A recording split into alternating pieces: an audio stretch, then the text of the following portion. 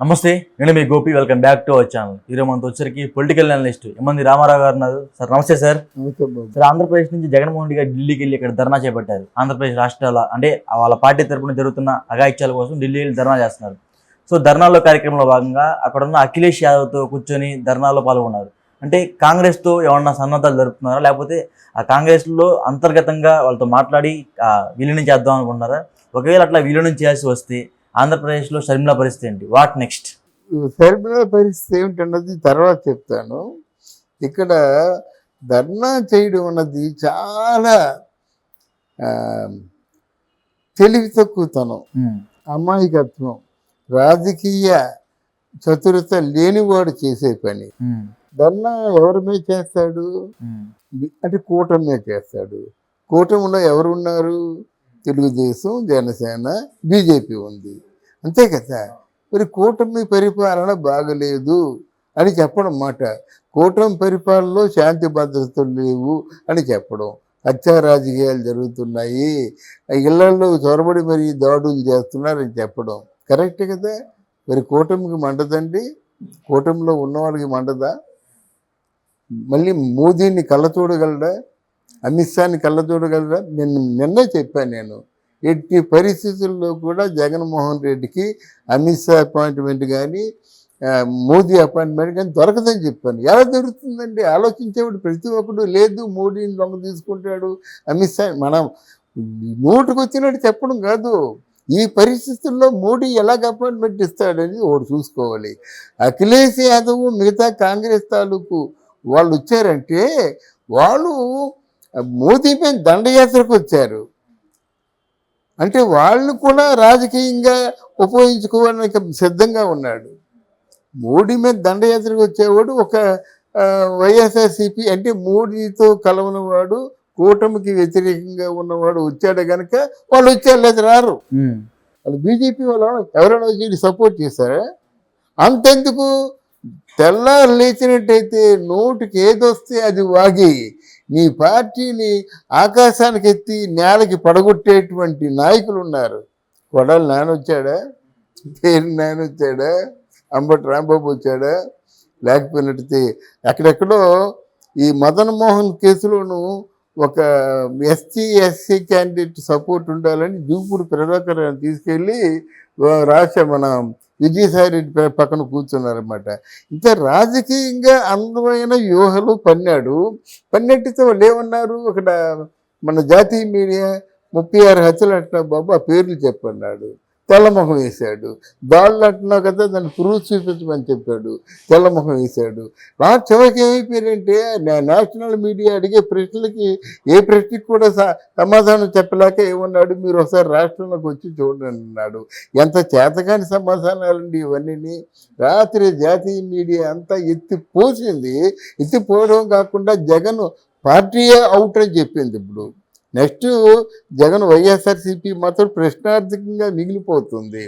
అప్పుడు ఈ రోజా కానీ, అనిల్ కుమార్ యాదవ్ కానీ, వల్లభనేని వంశీ కానీ, కొడాలి కానీ, గుడివాడ అమర్నాథ్ కానీ ఎవరైనా ఒకరు కనిపించారా? జగన్మోహన్ రెడ్డిని పతనానికి దారి తీసినటువంటి సజ్జల రామకృష్ణారెడ్డి కానీ ఎవరైనా కనిపించారా? విజయసాయి రెడ్డి ఏంటంటే ఆయనకున్న కేసుని ఏమైనా అంటే మాఫీ చేయడం కోసం వచ్చాడు కానీ, లేకపోతే విజయసాయి రెడ్డి కూడా రాడు. వాళ్ళ గురించి మళ్ళీ ప్రత్యేకించి చెప్పుకుందాం, వాళ్ళ మధ్య కూడా చాలా దూరం ఉంది. ఇకపోతే జగన్మోహన్ రెడ్డి చాలా గట్టిగా ప్రయత్నం చేస్తున్నాడు. డీకే శివకుమార్తో కానీ ఇంకా మిగతా వచ్చిన అఖిలేష్ యాదవ్ కూడా మధ్యవర్తి అనుకోండి. అయితే వాళ్ళకి ఇప్పుడు జగన్మోహన్ రెడ్డి చేరుతానని చెప్పడంలో ఆశ్చర్యం లేదు, ఆయనకు ఒక అండ కావాలి. కానీ కాంగ్రెస్ పార్టీ వాళ్ళు ఎందుకు చేర్చుకుంటారు? ఈయనకున్న ఆ 4 సీట్ల కోసం ఎందుకు చేర్చుకుంటారు? అంటే రాబోయే రోజుల్లో ఆంధ్రప్రదేశ్లో కాంగ్రెస్ పార్టీ పాగా వేయాలంటే జగన్మోహన్ రెడ్డిని తప్పించాలి అనే ఉద్దేశంతో కూడా జాయిన్ చేసుకోవచ్చు పార్టీలో. కాదమ్మా, అప్పుడు ఈయనకున్న 4 సీట్లతో వాళ్ళు ఏం బాగుకుంటారు? ఒకటి, ఈయనకి ముఖ్యమంత్రిగా మంచి పేరు లేదు కదా. ఈయన మీద కొన్ని వేల ఎకరాల స్కామ్ ఉంది, 1,00,000 కోట్లు తాలూకు మనీ లాండరింగ్ ఉంది కనుక వీళ్ళు ఎందుకు చేసుకుంటారండి. అదే పవన్ కళ్యాణ్ అనుకోండి, రెడ్ కార్పెట్ వేస్తారు. అంటే రాజకీయాల్లో ఇప్పుడు జనబలం ఉన్న నాయకుడికే విలువ ఉంటుంది, అంతేగాని మాట్లాడేవాడికి కాదు. జగన్కి జనబడం లేదా? జగన్కి అంత జనబలం లేదని. జనబలం ఉంటే 86% ఓట్లు ఎందుకు వేస్తారు, ఎందుకు తిరస్కరిస్తారు? అంటే మిగతా 14% కదా దానికి జనబలం ఉన్నది. 86% పైన 14% కాదు, 40% ఓట్లు ఆల్రెడీ వైసీపీ పడ్డాయి. 40% ఓటు శాతం కాదు పోడైన దాంట్లో. జనబలం అంటే 86%లో ఆయనకి ఎన్ని ఓట్లు వచ్చాయి అది మనం కావాలి. ఈయన 40% ఓట్స్ అంటున్నాడు, అది కూడా రాంగ్. ఎందుకంటే ఇక్కడ జగన్కి ఏమాత్రం బలం ఉన్నప్పుడు కూడా ఇక్కడ చూసుకున్నట్టయితే పోటాపోటీగా ఉండేవాడు, కనీసం ఆ మ్యాజిక్ ఫిగర్ దగ్గరలో ఉండేవాడు. అది బలం అంటే. ఇకపోయినట్టయితే ఒక్కొక్కరు ఈ మధ్య చెప్పిన వాళ్ళందరూ చాలా ఊహాగానాలతో చెప్తున్నారు అన్నమాట. జగన్మోహన్ రెడ్డి వెనక ఎవరైనా ప్రజలు ఉన్నారా అంటే డబ్బులు ఇచ్చి తెచ్చుకున్న ప్రజలు కాదు. అంటే విల్ఫుల్గా వాళ్ళు డబ్బుతో వాళ్ళు కాఫీ తాగి వాళ్ళ డబ్బులు వాళ్ళు ఖర్చు పెట్టుకొని జేజేలు కొట్టేటువంటి జనసేన లాంటి సైనికులు ఎవరైనా ఉన్నారంటే లేరు డెఫినెట్గా. పైగా జగన్మోహన్ రెడ్డి కానీ సంబంధిత రాజకీయ నాయకులు కానీ ఇచ్చిన డబ్బులు తినేసే వాళ్ళు ఉన్నారు. అది అందువల్ల ఇట్లాంటి వ్యక్తికి ఎవరు రెడ్ కార్పెట్ వెల్కమ్ చెప్తారు, కనీసం రమ్మని చెప్తారు. ఇప్పుడు సోనియా గాంధీ అపాయింట్మెంట్ ఇస్తుందా? ఇవ్వదు. తర్వాత ఎవరో అధికార ప్రతినిధి ఉంటారు, వాళ్ళతో మాట్లాడే పరిస్థితి వస్తుంది. మాట్లాడితే ఇలా మాకు కుదరదని చెప్తారు. వాళ్ళు ఖచ్చితంగా కలిసే అవకాశాన్ని మాత్రం ఎవరని నేను చెప్తున్నాను. ఒకటి. రెండోది, ఆయన ఒక చిన్న ఫిట్టింగ్ పెట్టాడు. నేను మీతో కలిసినట్టయితే అక్కడ షర్మిల ఉండకూడదు, షర్మిలని పార్టీ అధ్యక్షురాలుగా తొలగించాలి అంటే వాళ్ళు బేరీ చేసుకుంటారు. షర్మిల గట్టి నాయకురాలు అవుతుందా, లేకపోతే జగన్మోహన్ రెడ్డి గట్టి నాయకుడు అవుతాడా అంటే జగన్మోహన్ రెడ్డి బయట ఉండే అవకాశాలు లేవు. అంటే ఇక్కడ ఎవరైనా సరే రాజకీయాల్లోకి వచ్చేసరికి క్యారెక్టర్ ముఖ్యం అండి. ఇప్పుడు Jaganmohan Reddy has last his character.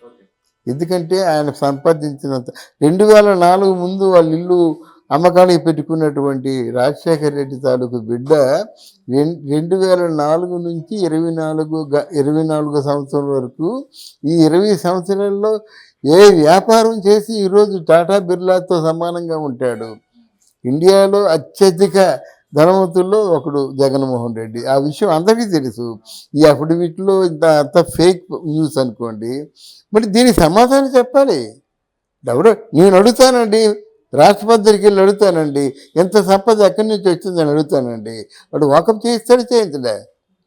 అందువల్ల మీకు ఈ ప్రజాస్వామ్యంలో లా అండ్ ఆర్డర్స్ రాజకీయ నాయకులు చీప్ చేశారు కానండి. ఒక్కసారి సిన్సియర్గా పోలీస్ ఆఫీసర్లు ఉన్నట్టయితే డెఫినెట్గా మంచినీళ్ళు తాగాలన్నమాట.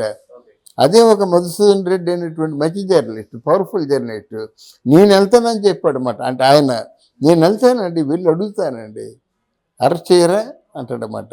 అంటే చైతన్యం అంతగా వచ్చింది ప్రజల్లో. కనుక జగన్మోహన్ రెడ్డి పరిపాలన కాదు కదా, పార్టీ కూడా ఉండదు, తొందరలో జైలుకి వెళ్తాడు. ఆయనకి సబ్స్టిట్యూట్గా భారతీయ ఒప్పుకోదు. మళ్ళీ ఇక షర్మిలే ఉండాలి. రాజశేఖర రెడ్డి కుటుంబంలో ఎవరైనా కొంచెం అధైర్యత్వం ఉన్న వ్యక్తి ఎవరంటే షర్మిలే. కనుక వాళ్ళు ఆలోచించుకొని నిరర్ధకంగా వచ్చేసి కేసులు ఎదుర్కొంటాడు. మళ్ళీ అసెంబ్లీకి కూడా రాడు. ఓకే సార్, థ్యాంక్ యూ అమ్మా.